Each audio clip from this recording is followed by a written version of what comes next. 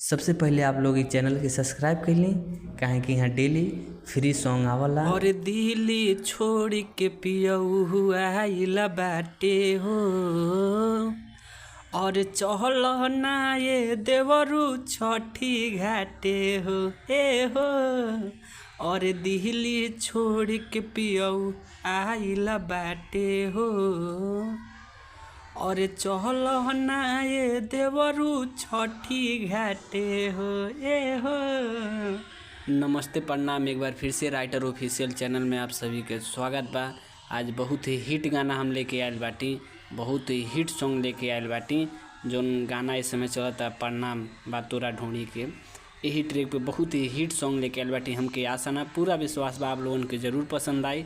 और जितना भी भाई हमारा चैनल पे नया बाटी तो प्लीज़ हमारा चैनल के सब्सक्राइब कर ली, काहे कि ऐसा फ्री सॉन्ग डेली हमारा चैनल पे आवत रहला। और जितना भी भाई हमारा चैनल पे नया बाटी सब्सक्राइब करी। चलिए बिना टाइम वेस्ट कर शुरू कर जाए आज के वीडियो देखल जा कैसन बा। और दशहरा दिवाली वही जे बितइले, कई साल के परब भी गइले। और भी इसको दो चक्कर गाना है। हाँ, दशहरा दिवाली वही जे बितइले, कई साल के परब भी गइले। हर एक छठी माई के कृपा सब पे बाटे हो, छठी माई के कृपा सब पे बाटे हो। हर दिल्ली छोड़ के पियऊ आइला बाटे हो, और चहल ना ये देवरू छठी घाटे हो ए हो।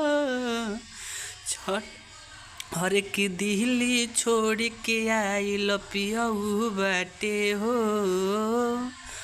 और चहल ना ये देवरू छठी घाटे हो ए हो।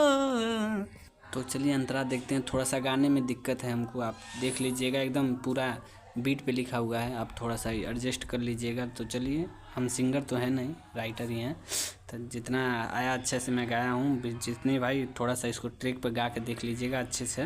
तो चलिए बिना टाइम वेस्ट किए अंतरा की तरफ चलते हैं। जितने भाई को हमको उससे पर्सनल लिखवाना चाहते हैं सॉन्ग, तो स्क्रीन पे आपको बार बार नंबर शो कर रहा होगा 8756090687।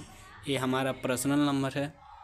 जिस भी भाई को हमसे गाना लिखवाना होगा तो आप हमसे कांटेक्ट कर सकते हैं, और 200 रुपये में ट्रैक पे गाना लिखवा सकते हैं। बाकी न्यू ट्रैक का अलग चार्ज है। तो चलिए बिना टाइम वेस्ट किए शुरू करते हैं। अंतरा देखते हैं कैसे हैं। तो आइए सुना जाए अंतरा कैसा है। हाँ हाँ, छठी के परब एतना हवे महान हो, गौआ के सारा लोगवा दिल बा ध्यान हो। इस पे थोड़ा उठा के गाना है। हर की छठी माई के कृपा भइल बाटे हो, तबे घरवा तो पियऊ आइल बाटे हो।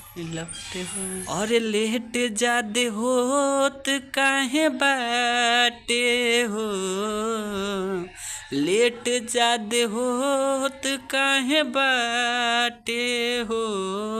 और दिल्ली छोड़ के पियऊ आइला बाटे हो,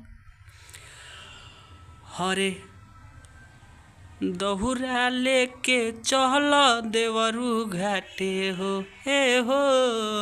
और दिल्ली छोड़ के पियऊ आइला बाटे हो, और दहुरा लेके चहल देवरू घाटे हो। हाँ, ये बता दे, सिंगल मैटर एक लड़का ही गाएगा इसको, लड़की इसमें नहीं है, केवल लड़का ही गाएगा। एकदम सिंगल मैटर है।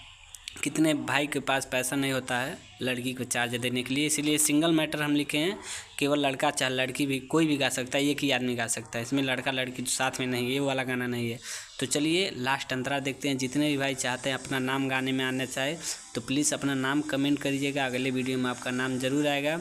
और ये भी बता दीजिए अगला हम गाना किस ट्रैक पे ले आएँ, कौन सा गाना लें, भोजपुरी, रंगदारी, चाहे सैड सॉन्ग, चाहे जो भी हो आप कमेंट करिएगा, हम वैसा सॉन्ग लेके आएंगे।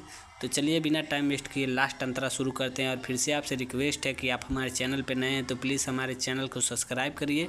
ऐसा डेली फ्री वीडियो आपके पास डेली आता रहेगा। तो चलिए बिना टाइम वेस्ट किए शुरू करते हैं लास्ट अंतरा देखा जाए कैसा है।